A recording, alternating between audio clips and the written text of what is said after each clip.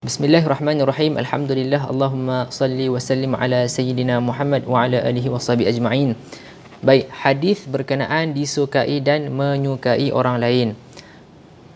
Wa an Sahl bin Sa'd As-Sa'idi radhiyallahu anhu qala qala Rasulullah sallallahu alaihi wasallam al-mu'min ma'lafatun wa la khaira fi man la ya'lafu wa la yu'laf.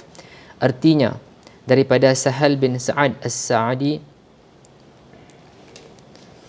bin Sa'ad As-Sa'di radhiyallahu anhu berkata, telah bersabda Rasulullah sallallahu alaihi wasallam, orang yang beriman itu jinak dengan orang lain, maka tidak ada kebajikan orang yang tidak menjinaki orang lain dan tidak mahu dijinaki oleh orang lain.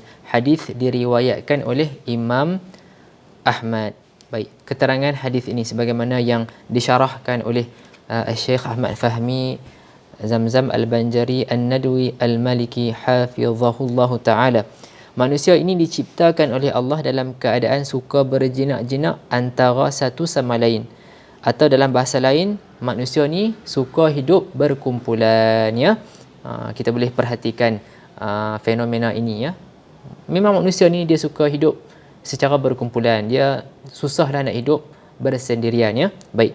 Oleh itu, apabila seorang banduan dikurung bersendirian di dalam penjara dalam jangka waktu yang agak lama, hal yang demikian menjadi satu siksaan yang dapat membuat tekanan ke dalam jiwanya, kerana yang demikian itu bertentangan dengan fitrah manusia itu sendiri. Ya, fitrah kita ni suka hidup dengan manusia yang lain. Maka bagi mereka yang menjalani hukuman penjara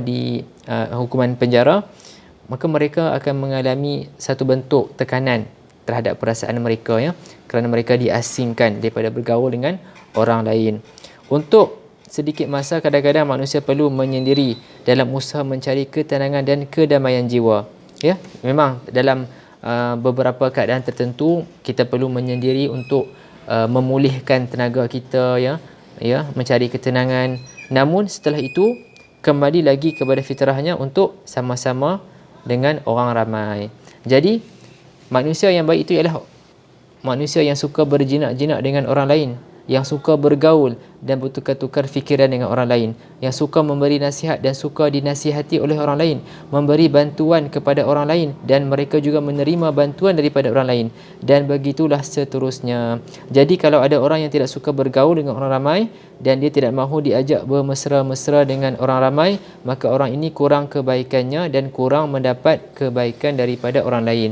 Maka di sini, ya, kita sangat beruntung kerana kita mendapat panduan Rabbani, panduan ketuhanan, ya, panduan yang diberikan oleh Allah Ta'ala yang maha tahu akan fitrah manusia ini, yang disampaikan melalui baginda Nabi kita Nabi Muhammad sallallahu alaihi wasallam, yang memberikan panduan bahawa manusia ni sikapnya suka hidup bersama dengan orang lain, ya, suka jinak terhadap orang lain, ya, dan dijinakkan. Jadi ini menjadi panduan kepada kita, menjadi indikator kepada kita, ya, bagaimana kita nak mencapai tahap akhlak yang lebih baik ialah dengan bagaimana kita melangsungkan interaksi kita dengan orang-orang yang lain, ya.